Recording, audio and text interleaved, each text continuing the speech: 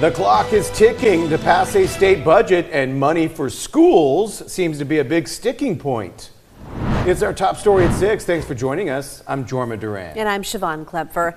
The Republican-led State House passed its school budget plan last night, and Democrats are responding. The Senate Appropriations Committee met today, and lawmakers said afterwards the two chambers are far from agreeing on a final budget. Our Rachel Ramsey is here for you now with more on what's holding them up. Rachel?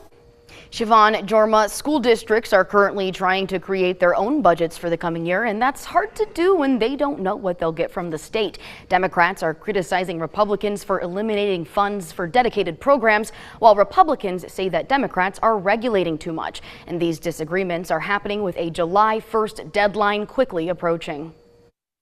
State Senator Sarah Anthony, who's in charge of the budget coming out of the Senate, says she has some serious concerns about the $21.9 billion school budget plan coming out of the House, including the timing of it. By this time last year and the previous year, we had already negotiated the pretty, critical pieces. She says to get the Republican House and the Democratic Senate on the same page by the deadline, lawmakers will have to work around the clock. I take that statutory deadline very seriously, but I'm not interested in cutting a bad deal for our school districts. The House chose to eliminate specific programs like free meals for schools, mental health and school safety grants, vision, hearing, and dental screenings, and more, instead putting that money into a per-pupil payment that districts can qualify for if they have a resource officer and a mental health support staff member. Republican Representative Matt Maddock, who plays a part in the House-created budget, says this gives districts more flexibility. We're giving our schools more money so they have more freedom to use it at their will. That's the best thing about this budget. Senator Anthony sees it differently, though, saying it's unsustainable and would have bigger impacts on low-income schools. In a time in which we are trying to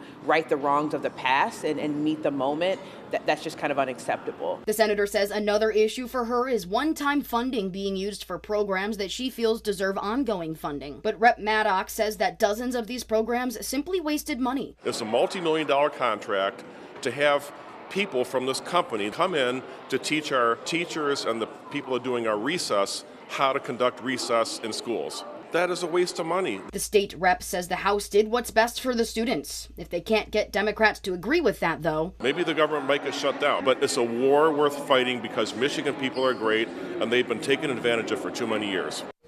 Conversations will continue to try and get the chambers to agree.